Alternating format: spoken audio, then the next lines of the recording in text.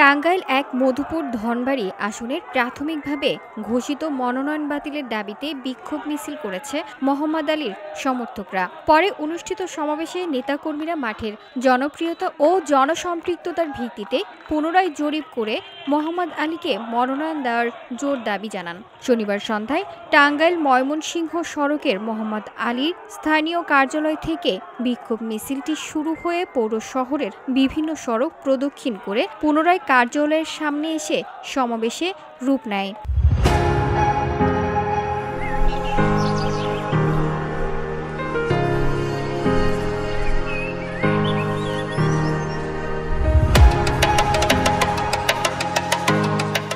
এদিকে মধুপুরে বিএনপির দুই পক্ষের পাল্টাপাল্টি কর্মসূচি, সমাবেশ, বিক্ষোভ মিছিলকে ঘিরে জননিরাপত্তার স্বার্থে মোতায়েন করা হয় অতিরিক্ত সেনাবাহিনী ও পুলিশ সদস্য।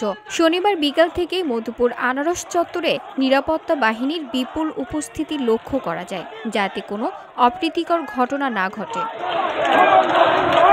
সমাবেশে বক্তব্য রাখেন মধুপুর উপজেলা বিএনপির সাবেক সহসভাপতি জয়নাল আবেদিন খান বাবলু, মোহাম্মদ আলী গ্রুপের প্রধান সমন্বয়ক আনোয়ার হোসেন, লতিফ পান্না, আসাদ সরকার, যুবদলের সাবেক আহ্বায়ক আব্দুল মান্নান সহ অন্যান্যরা।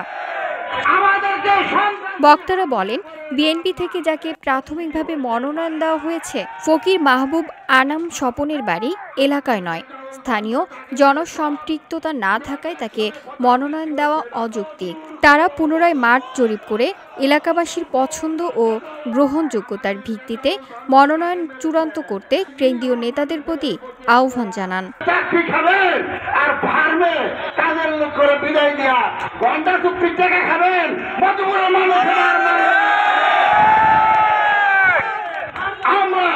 যেদিন নমিনেশন দিয়েছে সেদিন থেকে বলেছি, আমরা আমার জনাব তারেক রহমানের কাছে আমরা বলেছি, মধুপুরবাসী বলেছে, কোন এক জায়গায় ভুল হয়েছে না তারা আপনি তদন্ত করুন।